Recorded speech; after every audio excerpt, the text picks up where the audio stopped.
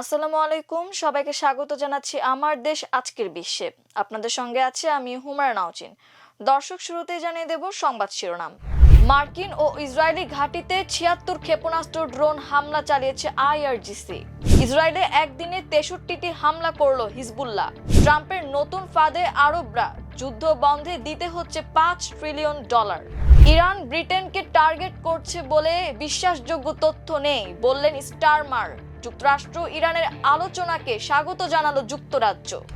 যুক্তরাষ্ট্রে ভরসা নেই, ইরানের কাছে নিরাপত্তা চাইল মার্কিন মিত্র দক্ষিণ কোরিয়া।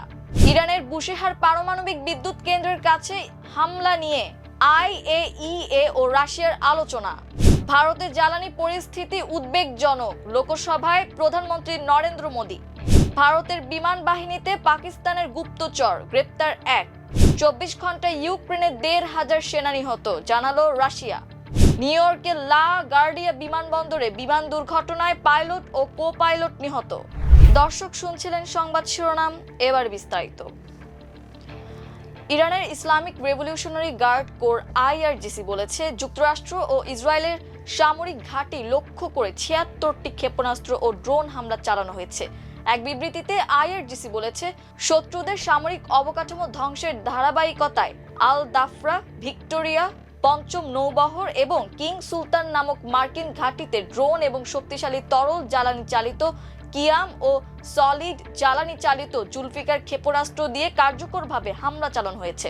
বিবৃতিতে আরও বলা হয়, ইসরায়েলি সেনাবাহিনীর অবকাঠামোতেও হামলা চালিয়েছে IRGC. Ashkelon, Tel Aviv, Haifa, গুশদান শহর এবং আশকেলনে ইসরায়েলি সেনাবাহিনীর স্থাপনা সমূহে ভারী ক্ষেপণাস্ত্র এবং কঠিন ও গাইডেড জ্বালানি ব্যবহার করে হামলা চালানো হয়েছে। খাইবার শেকান এবং কিয়াম তরল জ্বালানি চালিত ক্ষেপণাস্ত্রগুলো দিয়ে আঘাত হানা হয়েছে সেসব জায়গায়। লেবানন ভিত্তিক সশস্ত্র গোষ্ঠী হিজবুল্লাহ রোববার ইসরায়েলি বাহিনীর বিরুদ্ধে নজিরবিহীন হামলার দাবি করেছে। তাদের নিজস্ব টেলিগ্রাম চ্যানেলে সোমবার ভোরে প্রকাশিত এক বিবৃতিতে জানানো হয়, রোববার তারা মোট ৬৩টি হামলা সম্পন্ন করেছে। এসব হামলায় ইসরায়েলের অভ্যন্তরে এবং দক্ষিণ লেবাননে অবস্থানরত ইসরায়েলি সেনাদের লক্ষ্য করে রকেট, ড্রোন এবং কামানের গোলা বর্ষণ করা হয়েছে। তবে অন্যান্য দিনের তুলনায় সোমবারের চিত্র কিছুটা ভিন্ন। এদিন এখন পর্যন্ত নতুন কোনো হামলার ঘোষণা দেয়নি গোষ্ঠীটি। নতুন করে বিতর্ক তৈরি হয়েছে মার্কিন প্রেসিডেন্ট ডোনাল্ড ট্রাম্পের কথিত অর্থ দাবিকে ঘিরে।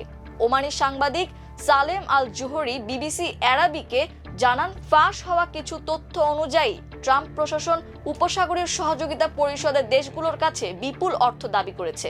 তার মতে, যুদ্ধ চালিয়ে যেতে চাইলে প্রায় $৫ ট্রিলিয়ন এবং যুদ্ধ বন্ধ করতে চাইলে অর্জিত ফলাফলের বিনিময়ে $২.৫ ট্রিলিয়ন দিতে বলা হয়েছে।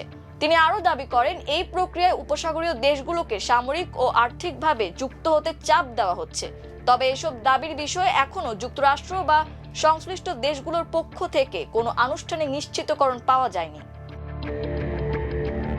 ব্রিটিশ প্রধানমন্ত্রী কিয়ের স্টারমার বলেছেন যে, ইরান যুক্তরাজ্যকে টার্গেট করছে এমন কোনো বিশ্বাসযোগ্য তথ্য দেশটির সরকারের কাছে নেই। দিয়েগো গার্সিয়া দ্বীপে তেহরানের ক্ষেপণাস্ত্র নিক্ষেপের পর ব্রিটেন ইরানের ক্ষেপণাস্ত্রের সীমার মধ্যে রয়েছে কিনা এমন প্রশ্নের জবাবে স্টারমার বলেন, সরকার সর্বদাই নিরাপত্তার জন্য নিজেরা পূর্ণাঙ্গ মূল্যায়ন করে থাকে এবং এই মুহূর্তে আমাদের কাছে এমন কোনো মূল্যায়ন নেই যে আমাদের লক্ষ্যবস্তু করা হচ্ছে। এদিকে যুক্তরাষ্ট্র ও ইরানের মধ্যে ফলপ্রসূ আলোচনাকে স্বাগত জানিয়েছে যুক্তরাজ্য, কারণ লন্ডন চায় মধ্যপ্রাচ্যের চলমান উত্তেজনা কমে আসুক এবং হরমুজ প্রণালী পুনরায় খুলে দেওয়া হোক। যুক্তরাজ্যের প্রধানমন্ত্রী কিয়ার স্টারমারের একজন মুখপাত্র আজ সোমবার এ খবর জানান। ইরানের সঙ্গে আলোচনা করে বিভিন্ন দেশ নিজ নিজ জ্বালানি সংকট মেটানোর চেষ্টা করছে। এবার এ কাতারে যুক্ত হলো আরেক মার্কিন মিত্র দক্ষিণ কোরিয়া। যুক্তরাষ্ট্রের দীর্ঘদিনের এই বন্ধু যুক্তরাষ্ট্রের ওপর ভরসা করতে না পেরে হরমুজে নিরাপত্তা নিশ্চিত করার জন্য তেহরানের প্রতি আহ্বান জানিয়েছে। দক্ষিণ কোরিয়ার পররাষ্ট্রমন্ত্রী চো হিউন ইরানকে হরমুজ প্রণালীতে জাহাজ চলাচলের নিরাপত্তা নিশ্চিত করার অনুরোধ জানিয়েছেন। ক্রমবর্ধমান এই সংঘাতের কারণে অর্থনৈতিক প্রভাব নিয়ে উদ্বেগ বাড়তে থাকায় তিনি এ আহ্বান জানান। ইরানের বুশেহার পারমাণবিক বিদ্যুৎ কেন্দ্রের কাছে সাম্প্রতিক সামরিক তৎপরতা সংক্রান্ত উদ্বেগজনক প্রতিবেদন নিয়ে আন্তর্জাতিক পরমাণু শক্তি সংস্থার মহাপরিচালক রাফায়েল গ্রোসি ও রাশিয়ার রাষ্ট্রায়ত্ত পরমাণু সংস্থা রোসাটমের প্রধান আলেক্সি লিখাচেভ আলোচনা করেছেন। সোমবার তাদের মধ্যে ফোনে কথা হয়।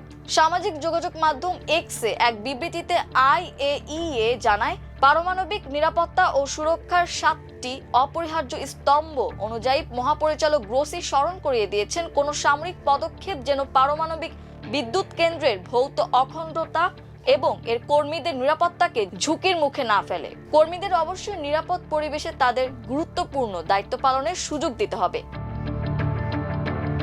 মধ্য এশিয়ার যুদ্ধ পরিস্থিতি যে ভারতের সামনে যথেষ্ট কঠিন চ্যালেঞ্জ নিয়ে এসেছে তা স্বীকার করে নিয়েছেন ভারতের প্রধানমন্ত্রী নরেন্দ্র মোদী। সোমবার লোকসভায় মোদী জানিয়েছেন, ভারতের গ্যাস ও জ্বালানি সংকট যথেষ্ট উদ্বেগজনক। লোকসভায় তিনি বলেছেন, মধ্য এশিয়ার পরিস্থিতি ভয়াবহ।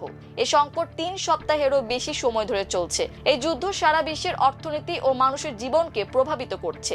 এই যুদ্ধ ভারতের সামনে অপ্রত্যাশিত চ্যালেঞ্জ তৈরি করেছে।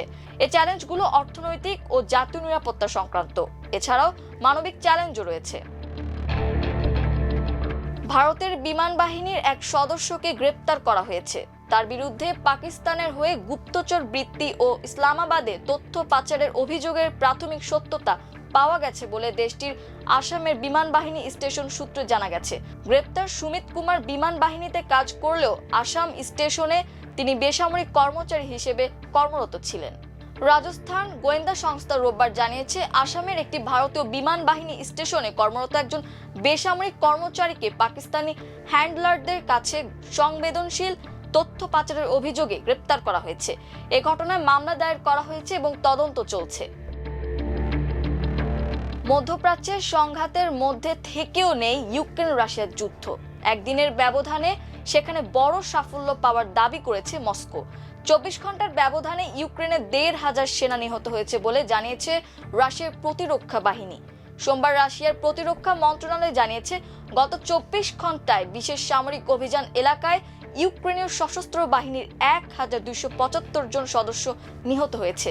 তবে এই দাবির পর ইউক্রেনের পক্ষ থেকে কোনো বক্তব্য পাওয়া যায়নি।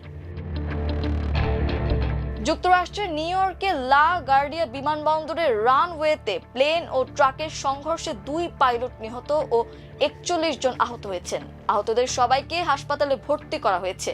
স্থানীয় সময় রোববার রাত 11:58 এয়ার কানাডার একটি প্লেন অবতরণের সময় রানওয়েতে থাকা ট্রাকের সঙ্গে ধাক্কা খায়। এতে প্লেনটির সামনের অংশ দুমড়ে মুচড়ে যায়। বিমানবন্দর কর্তৃপক্ষ জানিয়েছে, দুর্ঘটনার সময় সেখানে আলাদা আরেকটি কারণে ফায়ার সার্ভিসের ট্রাক ছিল। তখন এয়ার কানাডার প্লেনটি অবতরণ করে, আর সে সময় এটির সঙ্গে ফায়ার ট্রাকের সংঘর্ষ হয়। নিহত 2 জন হলেন প্লেনের পাইলট ও কো-পাইলট। ভয়াবহ এই দুর্ঘটনায় প্লেনে থাকা 39 জন এবং নিচে থাকা ফায়ার সার্ভিসের 2 কর্মকর্তা আহত হন। পরে তাদের দ্রুত হাসপাতালে নিয়ে যাওয়া হয়। দর্শক, এই ছিল আমার দেশ আজকের বিশ্বে। এতক্ষণ আমাদের সঙ্গে থাকার জন্য অসংখ্য ধন্যবাদ। আল্লাহ হাফেজ।